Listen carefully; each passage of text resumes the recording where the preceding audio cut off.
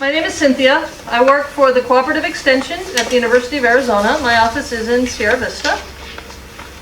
Our program is about nutrition education. So we talk about how to eat well in general. It's not a program where I'm going to say if you do this, you'll not have high blood pressure or high cholesterol. That's not our point. Our point is just to help you learn what foods might be a little more helpful and how to incorporate more of them into your diet. So we are on the Mediterranean cuisine. Do we all remember the old food pyramid? Oh yeah. That was actually sort of based on this. This is a little more in depth than our USDA food pyramid. And now we are looking at the food plate, right? My plate? Fish and seafood. So the base of this pyramid: fruits, vegetables, mostly whole grains, olive oil, beans, nuts, legumes, seeds, herbs, and spices. They recommend basing every meal on these things. Fish and seafood, at least 2 times a week. At least 2 times a week. Can you have seafood more than that? Oh, yeah. Absolutely. Poultry, eggs, cheese, and yogurt, moderate portions, daily to weekly. They don't drink milk. They turn their milk into cheeses and yogurt.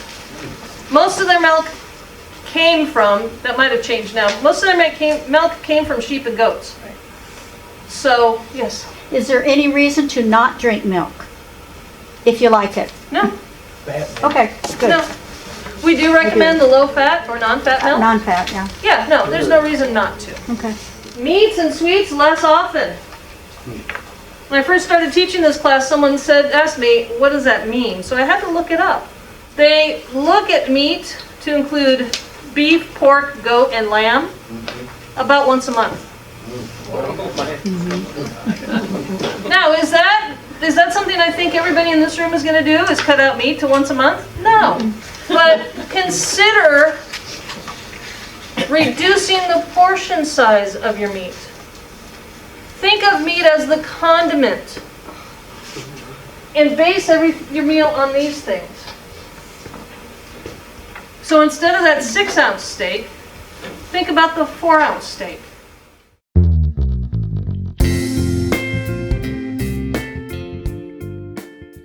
If walking is hard, find a video, a YouTube video, or somebody where you can do chair yoga. Or other kinds of chair exercises. You don't need to go buy expensive equipment to do that. You can use soup cans for weight. Do it like this, turn it over, up and down, to the side, this way. And, bend over as much as you can in your chair to stretch your back and your legs. You don't need to go to the gym. You don't have to spend a bunch of money on stuff. You don't need to buy the elliptical and have that in your house.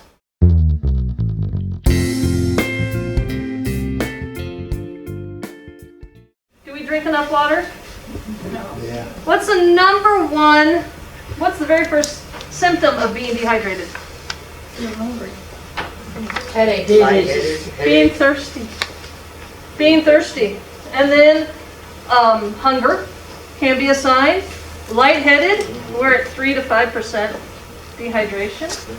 Headaches, migraine. At 7% dehydration, we might end up in the hospital. It doesn't take much. As we get older, we don't store hydration as we used to. So we need to drink more often. And what happens? We also lose that mechanism that tells us we're thirsty. Getting old is not for the weak at heart. So do whatever you can to remember to drink. My dad had a reminder on his watch.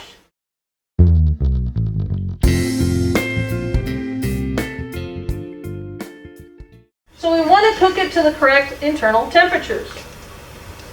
When we cook it to the right internal temperature, we are reducing the bacteria. We're not eliminating it, but we're reducing it to a safe level. Use a food thermometer. You can go buy the $50 or $100 digital one. You can buy a $10 digital one, or the $5 metal one with the dial on the... It doesn't have to be fancy, but something that you can read, that you can use. It measures the internal temperature of the food. When you are taking the temperature of foods, make sure you're putting it in the thickest part of the food, and so it's not touching any bone. So if you have a bone-in ham, pork roast with a bone in it, that doesn't happen very often, but maybe sometimes. Turkey or chicken, full turkey or chicken, make sure you're not touching that bone. You'll get a false reading. Take a temperature in more than one spot to make sure that it's pretty much even throughout. Roasts and steaks, we want a minimum of 145 degrees. That includes a pork roast or pork chop. All poultry, regardless of whether it's ground or whole, needs to be cooked to 165 degrees. Ground poultry, always 165 degrees. Cook eggs until the yolk is firm and the white is cooked. That means hard cooked eggs so the yolk is cooked all the way through. Are we always going to do that? No, just understand that that's a potential problem. Cook fish to 145 degrees or until the flesh is opaque and separates easily with a fork. It's really kind of hard to test the temperature of fish because those fish fillets are so thin. So this is one case where you can use what it looks like to determine that it's done. Make sure there are no cold spots in food. That's where bacteria can survive when you're cooking in the microwave. So cook in the microwave, stir it, turn it, whatever you have to do. Let it sit for a minute after you take it out. Then take the temperature in more than one spot. If you don't have a turntable, rotate the dish a couple of times during that cooking process. Bring sauces, soups, and gravies to a boil when you're reheating.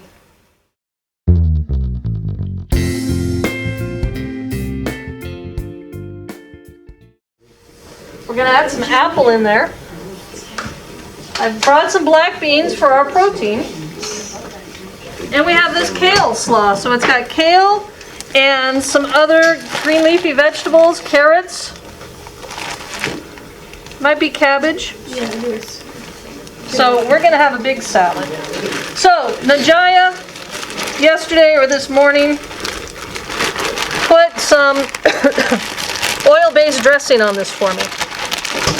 So I use Tin Steakhouse Greek dressing with feta cheese and black olives. So that's what it's been marinating in. So again, that curly kale, right? It gets less tough if we let it sit overnight in that oil and vinegar or an oil-based dressing. You can use whichever ones you prefer. Maybe you prefer an Italian dressing. That would be fine too. Mix that up.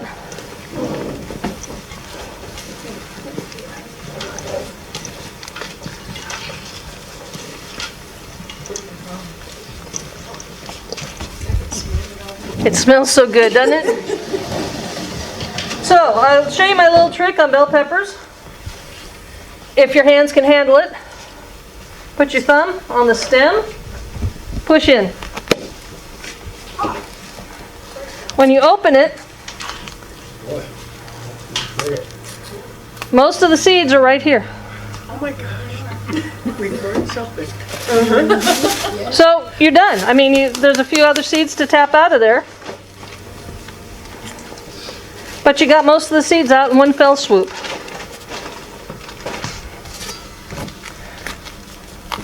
With bell peppers, when we're cutting them, we want them open as much as possible and as flat as possible.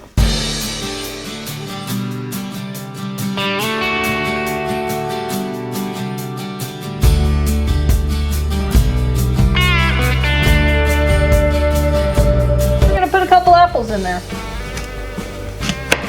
Apple and feta cheese is a lovely combination.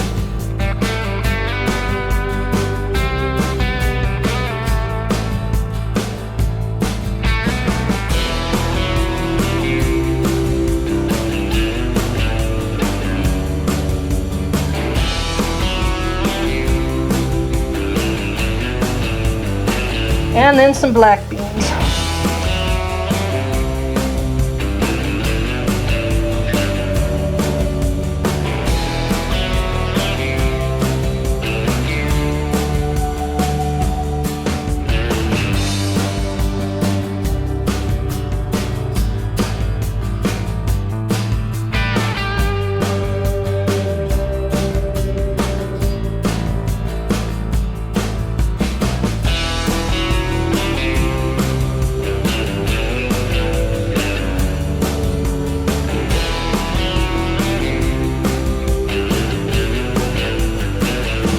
Doesn't it?